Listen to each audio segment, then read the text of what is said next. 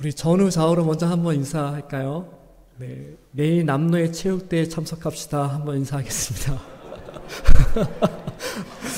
네, 체육대회 참석. 네. 여기 오신 분들은 다 참석하시는 걸로 제가 알고, 네, 준비를 잘 하도록 하겠습니다. 제 마음에는 지금, 내일 체육대회 얼마나 참석하실까. 보통 지금 그 생각이 있어가지고, 왜냐면 남로의 체육대 제가 작년에 한번 가보니까 남로에 그 많은 교회들이 모이더라고요. 그래서 이기는 거는 하여튼 목적이긴 하지만 또 많이 성도님들 오셔서 하는 것이 또 우리 교회에 또 이렇게 플랜카드를 걸고 응원하는데 여러모로 또 옆에 교회들이 또 도전을 받고 또 격려도 받고 위로가 되었던 것 같습니다. 그래서 네 노예에 비록 연세가 있으셔서 출전하시긴 좀 어렵다 하더라도 또 함께 동참해 주셔서 즐거운 시간 보냈으면 좋겠습니다. 네, 본문의 말씀으로 또 들어가기 전에 먼저 이전 문맥인 우리 1장 상반부의 말씀을 간략하게 살펴보고 본문의 말씀을 함께 나누고자 합니다. 예레미야 1장 1절에 예레미야 출신 배경을 제사장이라고 소개하고 있습니다. 이어서 2절과 3절에서는 예레미야가 선지자로서 활동한 시기를 소개하고 있습니다. 이 시기는 3절 마지막 말씀에 잘 설명하고 있듯이 예루살렘이 사로잡혀 가기까지입니다. 남유다 예루살렘이 멸망당할 시기에 예레미야가 활동하였다라는 것을 말씀하고 있습니다. 이러한 시대에 하나님께서 예레미야를 부르시는 소명의 말씀이 5절에 주어집니다. 내가 너를 모태에 짓기 전에 너를 알았고 성별하여서 여러 나라의 선지자로 부르셨다라는 소명의 말씀을 주십니다. 그러나 예레미야는 6절의 말씀으로 하나님의 부르심을 거절합니다. 그 이유는 나는 아이라 말할 줄을 알지 못하기 때문이다 라고 고백하고 있습니다. 그렇지만 예레미야가 하나님의 말씀을 거절한 솔직한 이유는 하나님의 말씀을 선포하기가 두려웠기 때문입니다. 예레미야가 선포해야 할 말씀은 축복의 말씀이 아니라 남유다가 멸망당해야 하는 심판의 말씀입니다. 그래서 하나님의 말씀에 순종하는 것이 두렵고 불안한 예레미야에게 오늘 본문의 말씀을 통하여서 또한 우리들에게 말씀하시는 것은 첫 번째로 11절부터 15절까지 두 가지 환상의 말씀을 통하여서 우리에게 말씀하시는 것은 무엇보다 말씀에 순종하기 위해서는 무엇이 필요한지에 대해서 말씀하십니다. 두 번째로 16절에서는 남유다를 심판하실 수밖에 없는 이유를 통하여서 우리에게 계속해서 말씀하시는 말씀에 순종하지 못할 때에는 하나님의 징계가 임한다라는 것을 말씀하고 있습니다. 세 번째로 17절에서는 다시금 예레미야에게 소명의 말씀을 주시는 말씀을 통하여서 말씀에 순종하는 사람의 태도와 그 자세에 대해서 말씀하고 있습니다. 마지막으로 네 번째로 18절과 19절에서는 예레미야를 구원하시겠다라는 말씀을 통하여서 오늘 본문의 설교의 제목처럼 너와 함께하여 구원하리라 라는 약속의 말씀을 주십니다. 말씀을 드린 대로 11절부터 15절까지 두 가지 환상을 통하여서 말씀에 순종하기 위해서는 무엇이 필요한지에 대해서 말씀하고 있습니다. 11절의 말씀을 보면 하나님께서 예레미야에게 첫 번째 환상을 보여주시고 네가 무엇을 보느냐라고 질문하십니다. 이에 예레미야는 살구나무 가지를 봅니다 라고 대답합니다. 하나님께서 12절에 살구나무 가지 환상에 대해서 해석해 주시기를 이는 내가 내 말을 지켜 그대로 이루려 함이니라 라고 말씀하십니다. 살구나무는 히브리어로 샤케드로서 지켜보다라는 지켜보다의 의미를 가지고 있는 샤카드에서 파생되어 온 단어입니다. 그래서 살구나무는 지켜보다라는 의미를 갖고 있습니다. 이스라엘의 봄이 올 때, 우리나라에서 봄이 올 때는 피는 꽃들이 있지요. 개나리를 비롯하여서 마찬가지로 이스라엘에 봄이 올 때 피는 꽃들 가운데 살구나무 꽃이 피어진다라고 합니다. 그래서 봄이 오는 것을 지켜본다라는 것이죠. 살구나무가. 그래서 살구나무는 지켜보다라는 의미로서 예레미야가 남유다가 멸망하게 될 것을 곧 지켜보게 될 것이다 라는 말씀의 뜻을 갖습니다. 13절에 두 번째 환상이 주어집니다.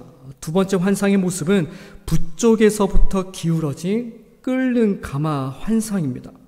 14절에 두 번째 환상에 대해서 해석해 주시기를 재앙이 북방에서 일어나 이 땅의 모든 주민들에게 부어지게 될 것이다 라고 해석해 주십니다.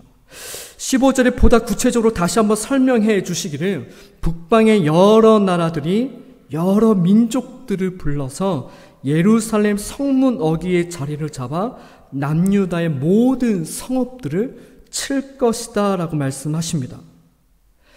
두 가지 환상을 통해서 하나님께서 예레미야에게 말씀하시는 것은 예레미야가 전해야 할 심판 메시지는 먼 미래에 일어날 일들이 아니라 살구나무 이름처럼 가까운 시기에 예레미야가 보게 될 것이며 기울어진 가마처럼 북쪽에 바벨론 제국이 일어나 남유다를 멸망시키게 될 것을 네 당대의 너의 눈으로 보게 될 것이다. 그러하니 하나님께서 주시는 이 심판 메시지를 전할 때 두려워하지 말아라 라는 것입니다. 하나님이 계시는 예루살렘 성전이 멸망하게 될 것이라고 선포할 때 남유다의 왕들과 지도자들과 제사장들이 일체에 일어나서 너를 공격하고 핍박할 텐데 두려워하지 말아라 라는 것입니다. 왜냐하면 네가 보게 될 것이다.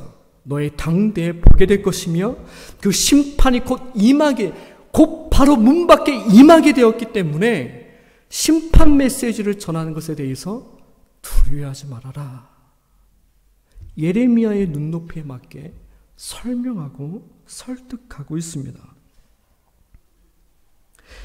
본문의 말씀을 통해서 우리에게 주시는 말씀은 말씀에 순종하는 것을 거절하고 머뭇거리는 예레미야에게 하나님께서는 하나님의 말씀이 이루어지게 된다는 것을 통하여서 환상을 보여주셨습니다. 그래서 우리들도 하나님의 말씀에 순종하기 위해서는 무엇보다 하나님 말씀이 하나님의 뜻대로 이루어지게 될 것이라는 확신이 있을 때 우리에게 주신 말씀을 순종할 수 있다라는 것을 말씀하고 있습니다. 이어서 16절에서는 남유다를 심판하실 수밖에 없는 이유를 통하여서 우리에게 하나님께서 말씀하시는 말씀은 말씀에 순종하지 못하는 자에게 임하는 고난과 징계에 대해서 말씀하고 있습니다. 우리 16절의 말씀을 다시 한번 읽어볼까요? 16절의 말씀을 우리 함께 읽겠습니다. 무리가 나를 버리고 다른 신들에게 분향하며 자기 손으로 만든 것들에 절하였은즉 내가 나의 심판을 그들에게 선고하여 그들의 모든 죄악을 징계하리라.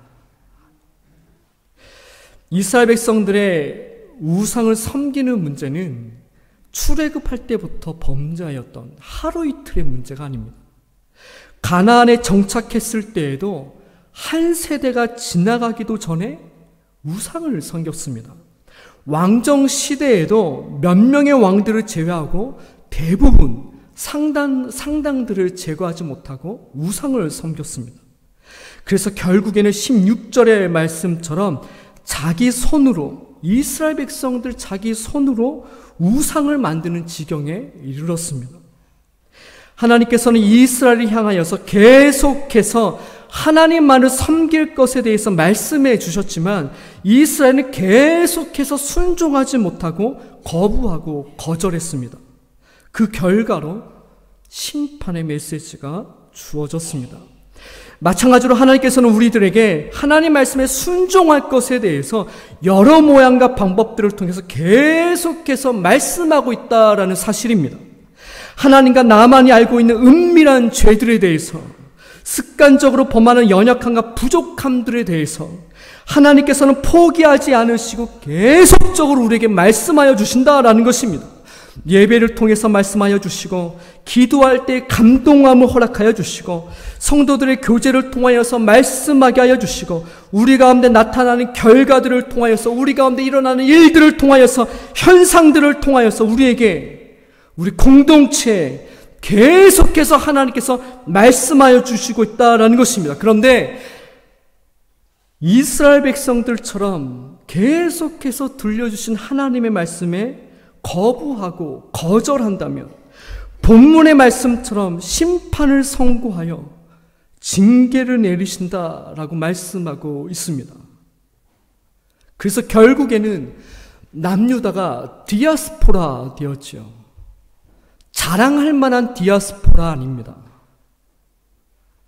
자랑할 만한 디아스포라는 하나님, 내가 하나님 말씀에 서원하며 하나님의 말씀을 땅끝까지 내가 선교함으로 말미암아 내가 복음을 전하겠습니다.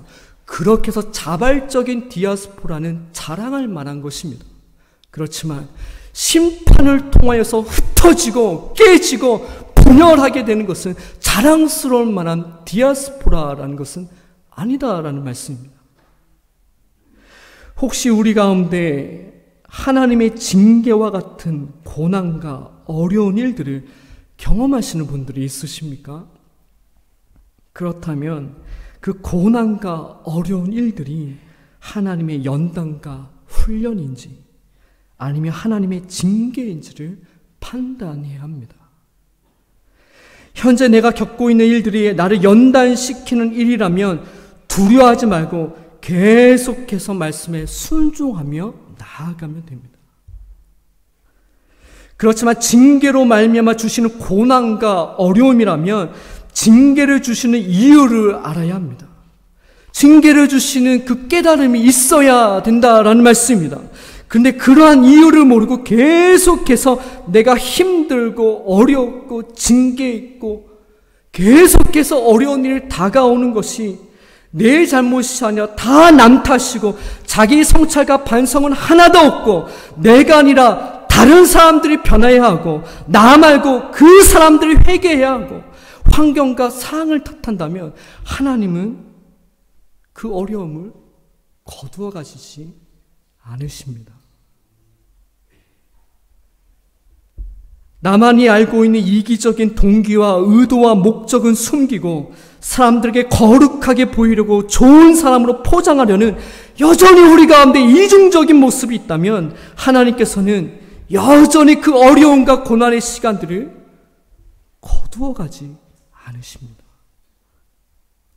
직장을 바꾸고 장소를 바꾸고 환경을 바꾸고 나를 모르는 사람들에게로 멀리 도망간다 할지라도 나 자신이 변화되지 않는 한 여전히 그 어려움과 고난의 시간들을 나를 쫓아다니게 되어 있습니다. 왜냐하면 하나님께서 나를 싫어해서가 아니라 오히려 나를 사랑하사 그 고난을 통하여서 다른 사람이 아니라 내가 변화되고 나의 삶이 변화되기를 원하시는 하나님의 사랑이 묻어나 있기 때문에 그렇습니다.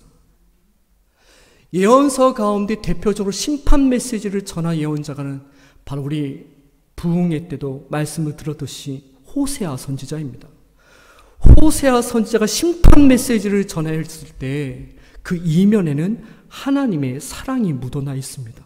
여호와께로 돌아오라라는 것이지요. 아버지의 마음으로 자녀를 때리는 그 부모의 마음이 누가 좋을 사람이 어디 있겠습니까? 근데 돌아와야 된다. 내가 너를 사랑하기 때문에. 그래서 회초리 들고 때릴 수밖에 없는 부모의 심정을 백성들이 깨달아서 돌아와야 된다라는 것을 말씀하고 있습니다. 세 번째로 17절에서는 다시금 예레미야에게 소명의 말씀을 주시면서 말씀에 순종하는 사람의 자세와 그 태도에 대해서 말씀하십니다. 우리 17절의 말씀 우리 함께 읽겠습니다. 우리 함께 17절의 말씀 읽겠습니다. 그러므로 너는 내 허리를 동이고 일어나 내가 내게 명령한 바를 다 그들에게 말하라. 그들 때문에 두려워하지 말라. 내가 그들 앞에서 두려움을 당하지 않게 하리라. 아멘. 그들 때문에 두려워하지 말라라고 말씀하고 있습니다. 말씀에 순종하는 일은 예수님의 말씀처럼 좁은 길로 나아가는 것이기 때문에 어려운 일들과 힘든 일들이 생기게 되어 있습니다. 그래서 그러한 것들 때문에 두려워하지 말라라고 말씀하십니다. 17절 하반절의 말씀을 보면 내가 그들 앞에서 두려움을 당하지 않게 하리라 라고 되어 있지만 원문의 번역을 다시 한번 해석해 보면 그 말씀에 오히려 반대의 말씀입니다. 그랬다가는 네가 하나님의 말씀을 전했을 때 두려워하는 마음으로 전했다가는 내가 너를 그들 앞에서 두려워 떨게 하리라. 말씀의 뜻은 예레미야가 말씀에 순종하는 것 때문에 두려워하는 마음으로 하나님의 말씀에 순종한다면 하나님께서는 오히려 예레미야를 징계하는 것을 통하여서 그들을 두렵게 할 것이다 라고 말씀하고 있습니다. 하나님 말씀에 순종하는 사람의 자세는 말씀을 듣는 사람들이 나를 두렵게 하고 박해하고 심판 메시지를 전했을 때 나를 공격하고 핍박한다 할지라도 그들을 두려워하지 말라라는 것은 전능하신 하나님 말씀에 순종하는 사람의 합당한 자세와 태도가 아니기 때문이다 라는 것을 말씀하고 있습니다. 이 말씀을 저는 한번 다른 한편으로 생각해 볼 때 말씀에 순종하는 것을 두려워하고 불안해하는 것은 하나님에 대한 온전한 신뢰가 없기 때문입니다.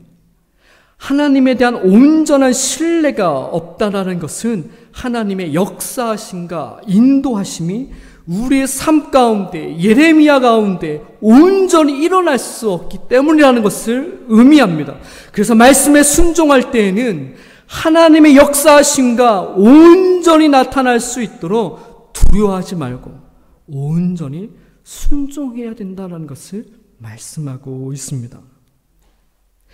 마지막 네 번째로 18절과 19절에서는 예레미야를 구원하시겠다라는 말씀을 통하여서 우리에게 말씀하시고자 하는 말씀은 말씀에 순종하는 자를 향한 약속의 말씀을 주신다라는 것입니다.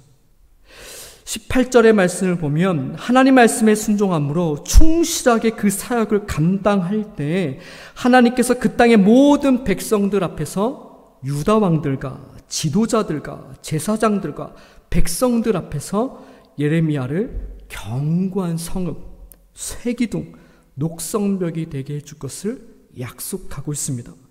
그렇다면 보다 구체적으로 어떻게 견고한 성읍, 하나님께서 예레미야를 견고한 성읍으로 쇠기둥으로 녹성벽이 되게 해줄 것인지에 대해서 구체적으로 19절에 말씀하고 있습니다. 우리 19절의 말씀을 우리 한번 읽겠습니다.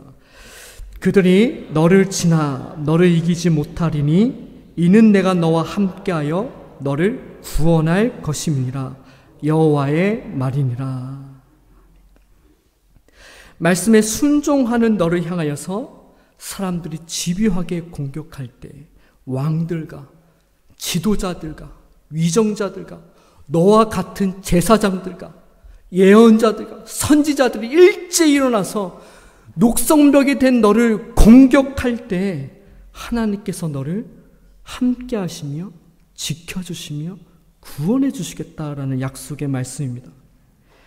본문의 말씀을 통하여서 우리에게 주시는 말씀은 하나님의 말씀대로 세상에 나아가 순종하며 살아갈 때 너와 함께하여 구원하리라 라는 은혜를 경험할 수 있다라는 말씀입니다. 왜냐하면 하나님의 말씀대로 살아갈 때, 말씀대로 순종할 때 나에게 도움이 되는 그러한 사람들을 의지하지 않습니다. 힘이 있고 영향력 있는 사람을 하나님보다 더 중요하게 여기지 않습니다. 과정과 절차에 있어서 조금은 돌아가고 내가 손해를 본다 할지라도 편법을 사용하지 않고 정직하게 순리대로 되기를 원합니다. 세상적으로 유행하는 방법들과 환경에 휩싸이지 않는다라는 것입니다. 그래서 더 불안해지고, 그래서 더 두렵게 되고, 그래서 더 힘들게 되고, 더 그래서 혼자 있는 것 같이 느껴집니다. 그렇기 때문에 더 하나님만을 찾게 되고, 그렇기 때문에 더 하나님의 도우심을 바라보게 되고, 그렇기 때문에 더 간절하게 예배하며 기도하게 되면서 우리의 믿음이 온전하게 되어진다라는 사실입니다. 하나님께서는 그 온전한 믿음을 보시고 우리가 힘들고 어려울 때 함께하여 주심으로 위로하여 주시고 고난 가운데 있을 때 구원해 주신다라고 약속의 말씀을 주시고 있습니다. 그래서 하나님께서 예레미야에게 나는 아이라 라고 말하지 말라라는 것입니다.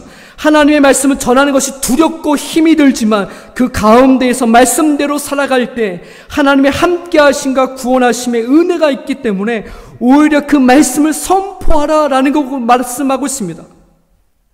하나님께서 우리들에게 계속해서 주시는 말씀이 어떠한 말씀으로 우리에게 주시고 있습니까?